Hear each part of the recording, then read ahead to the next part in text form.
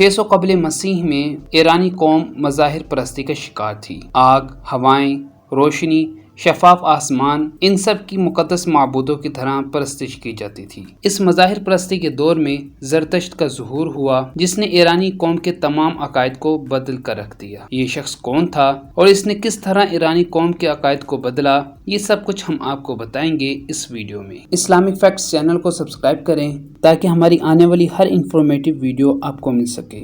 زرتشت کی پیدائش 660 قبل مسیح میں ایران کے صوبے آذربائیجان کے ایک قصبے میں ہوئی۔ اس کا اصل نام یورومیا تھا۔ کچھ صدیوں پہلے اسے ایک فرضی شخص سمجھا جاتا تھا۔ اس کا کوئی حقیقی وجود نہ تھا، لیکن اب ایسے دلائل اور شواہد مل گئے ہیں جن کی بنا پر موجودہ دور کے مورخین اور محققین اسے ایک حقیقی شخص یقین کرنے لگے ہیں۔ جب زرتشت جوانی کی عمر کو پہنچا تو اسے خواہ میں 7 مرتبہ بشارتیں ہوئیں، جس کی بنا پر اسے یقین ہو گیا کہ اسے اللہ تعالی نے پیغمبری کے منصب پر فائز کیا ہے، اور اس نے اس کا اعلان بھی کر دیا۔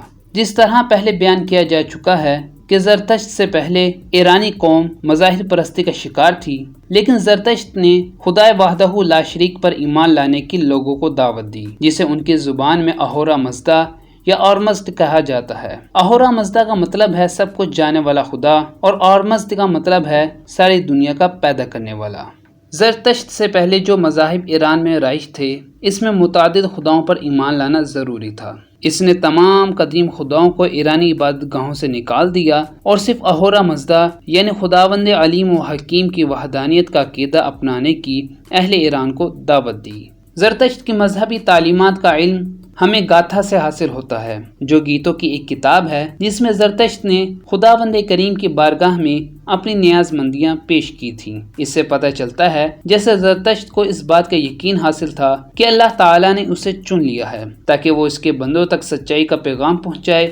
ان گیتوں سے یہ بھی پتہ چلتا ہے کہ اس کی زندگی کا ایک ہی مقصد تھا کہ وہ اپنے ہم اصل لوگوں کو دوسرے معبودوں کی عبادت سے رہائی دلا کر ایک خداوند عظیم و حکیم کی عبادت کی دعوت دے۔ زرتشت نے اپنے اس نظریے کو بھی بڑی جرات سے بیان کیا کہ انسان مجبور محض نہیں، بلکہ اس کو خیر اور شر میں سے کسی ایک کو اختیار کرنے کی پوری آزادی حاصل ہے، اور اس آزادانہ انتخاب کی بنیاد پر ہی اس سے باز پرس ہوگی اور اس کو جزا یا سزا کا حقدار قرار دیا جائے گا۔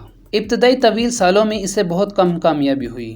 پہلے 10 سالوں میں اس کے حلقہ عقیدت میں صرف ایک شخص داخل ہوا۔ اپنے آبائی وطن میں اپنی دعوت کی کامیابی سے مایوس ہو کر اس نے مشرقی ایران کا سفر اختیار کیا۔ وہاں صوبہ خراسان کے شہر کشمار میں اس کی ملاقات وسطاسب سے ہوئی، جو وہاں کا حکمران تھا۔ پہلے اس بادشاہ کے وزیر کے 2 لڑکے اور اس کی ملکہ اس کے حلقہ عقیدت میں داخل ہوئے، اور پھر درباری علماء کے ساتھ اس کا مناظرہ ہوا۔ انہوں نے اپنے جادو کے زور سے اس پر غلبہ پانا چاہا، لیکن سب کو رسوا کن شکست ہوئی، اور آخر کار بادشاہ بھی اس کے عقیدت مندوں میں شامل ہو گیا۔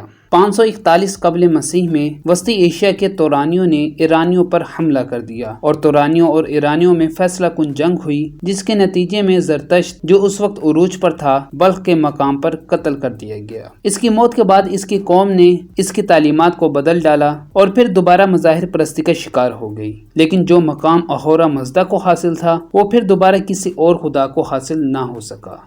تو دوستو، امید ہے آپ کو یہ ویڈیو ضرور پسند آئی ہوگی۔ کمنٹ باکس میں ہمیں اپنی رائے سے ضرور آگاہ کیجیے گا اور چینل کو سبسکرائب کیجیے گا۔ شکریہ۔